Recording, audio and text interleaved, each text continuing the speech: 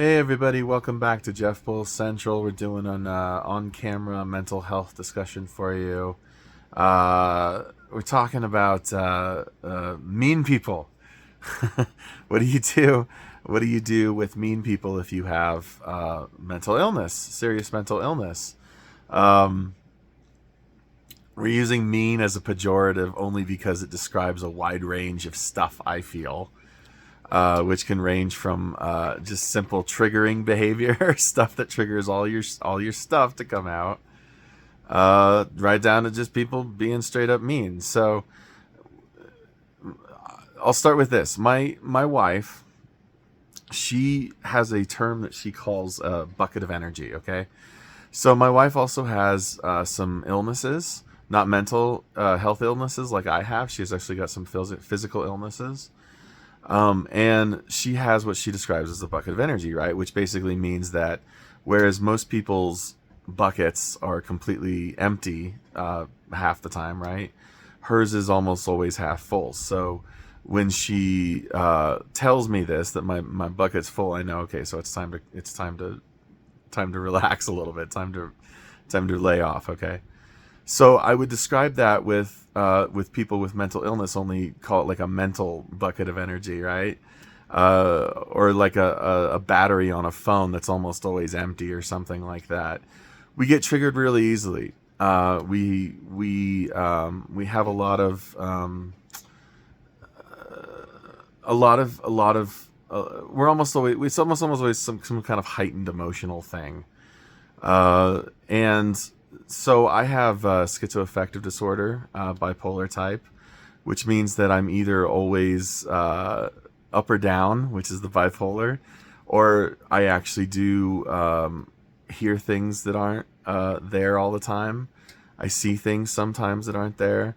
I believe things and think things that are don't always comport with reality. I get a lot of jumbled thoughts, things of that nature, a lot of general confusion, a lot of kind of less than realistic type experiences. So, as you can imagine, my bucket's almost always full. My battery is almost always empty. And so, what happens when mean people come along? Because I'll say this about myself as well. Um, so I have this YouTube channel. I'm a musician.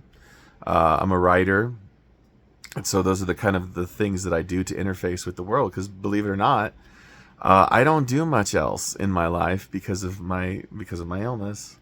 I've had to take a lot of back seats, progressively getting further and further back in the bus, if you will. So these things matter to me. My creative output, my YouTube channel, my music, my writing. Um, so being on the internet invites mean people sometimes. It just does. So I talk about how that can be handled. There are basically two things that happen to me when I'm getting triggered. Now, I also want to clarify that being triggered, we have to understand what that really means. As far as I'm concerned, again, I'm not a mental health expert, not claiming to be, just a sufferer, just someone who I've had a lot of therapy and I've done a lot of self querying and stuff in my years. Um, Triggering really has nothing to do with outside stimulus. It really just has to do with our own internal state. And it's triggering is always subconscious thing. So it's like, say you survive something really awful. So you have PTSD. That becomes buried under layers of conscious thinking. It becomes more and more subconscious. And so something comes along, it triggers it, and all of a sudden you're in reactive mode. You're being overly emotional. You're scared. You're angry. You're frightened.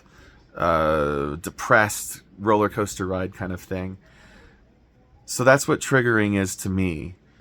And it doesn't take that much to get triggered. So half the time when I make, say, a piece of music somebody doesn't like, and they tell me about it, there's one of two ways this can go for me. Hey, look, there's a kitty.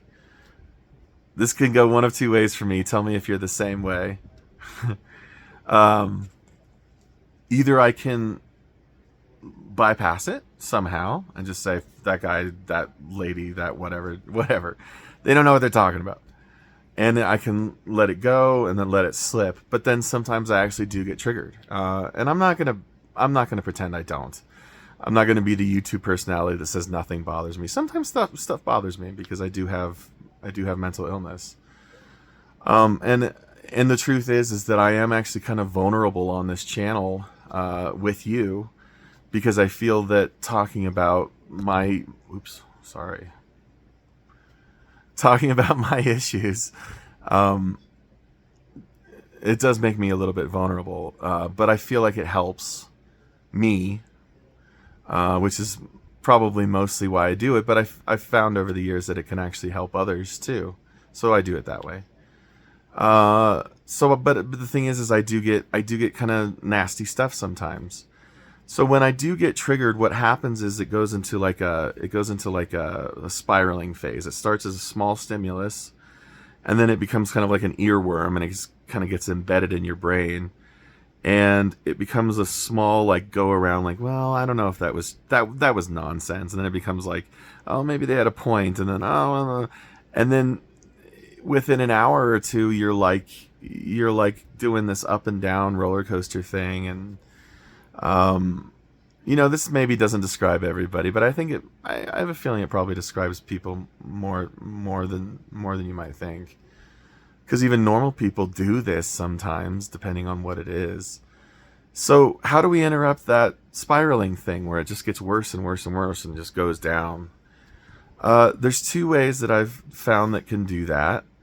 You can either interrupt the thought process with more stimulus. I found that physical activity is nice if you can do that. Mental activity is really nice. Reading is out of the question for me. But playing video games, that's a great way to get immersed in a story, another kind of world. This society makes you think that if you're a gamer, you're wasting your time or whatever.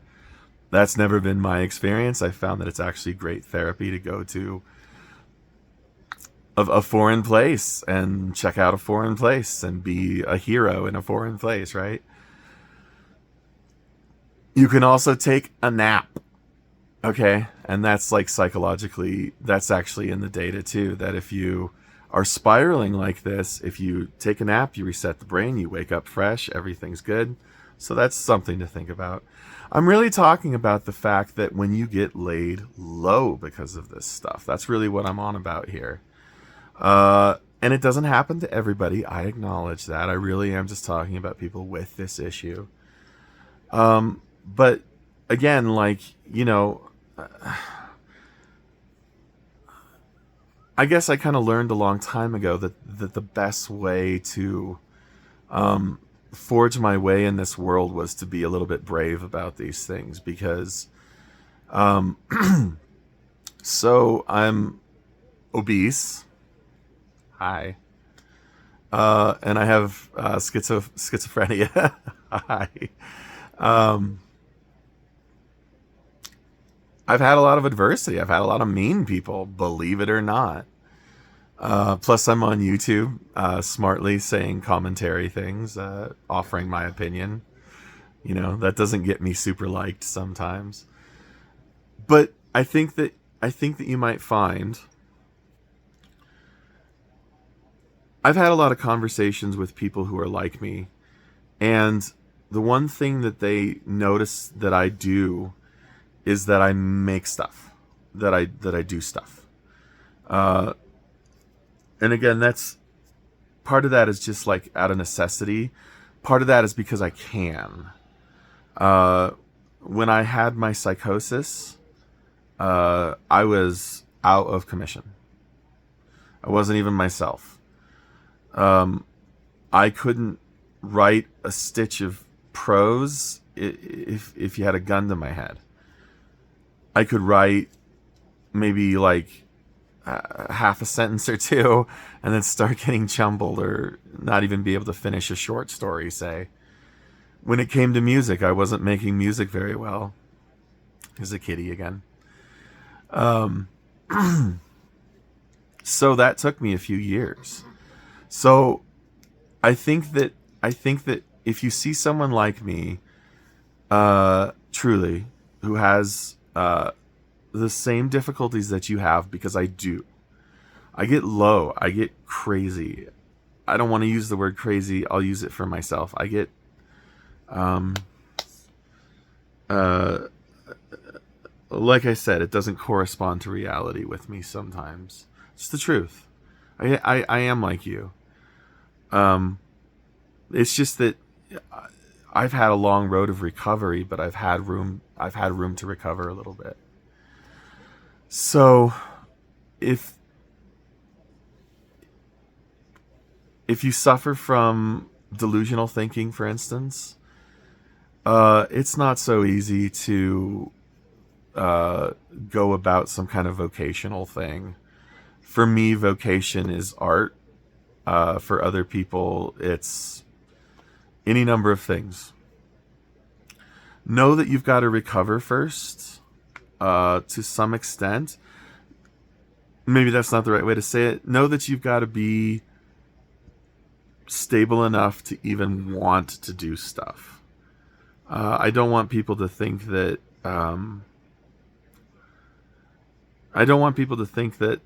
just because I do stuff on here on YouTube, that I want people to think that they're allowed to recover. You're allowed to get better, man. You don't have to live by other people's timetables. You really don't, especially when they're artificial, especially when they're mean-spirited, especially when they're judgmental. I'm not saying mine are. I'm saying people around you. You don't have to live by other timetables. So you take the time that you need to take to recover. You take the time that you need to take to get better. You take as long as it takes. You get better. You go through the paces. You go through the therapy. You try the medication. If it works for you, keep taking it.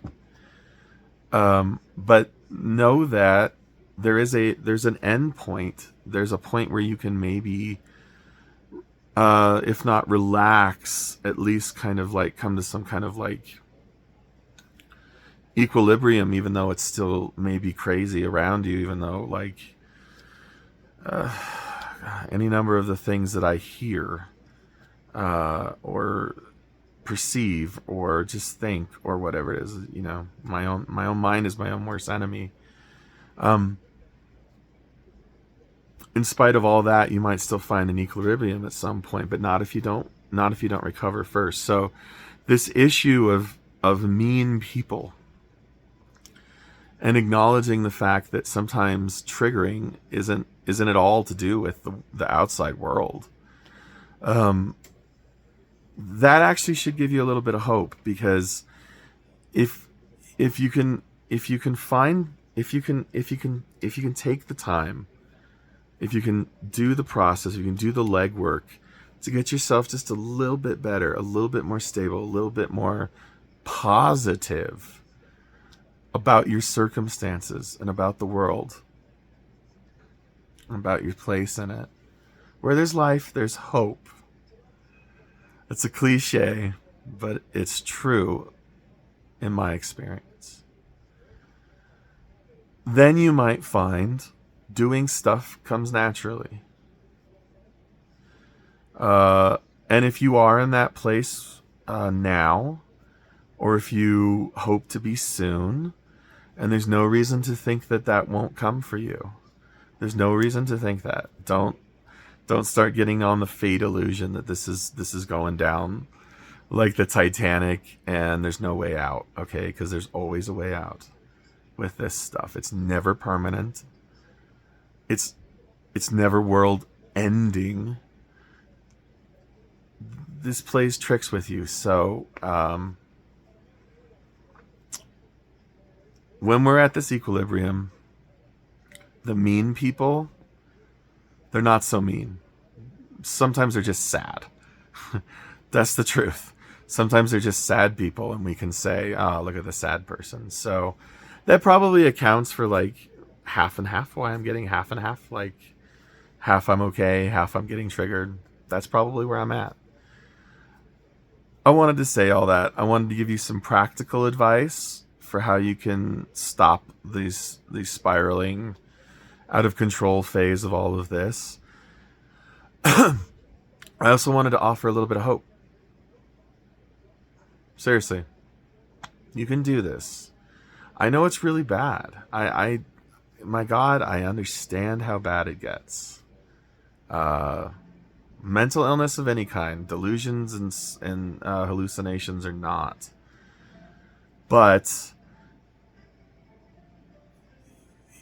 you can look at the future as an opportunity to grow. You can look at the present as an opportunity to grow, but you can look at the future as an opportunity to grow outwardly, not just inwardly, but outwardly.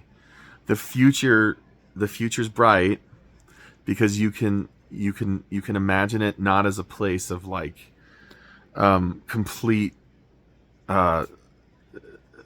just the worst imaginable fate for somebody, but rather of a place of, you know what, I can do some stuff, even if I'm disabled, like I'm disabled, man.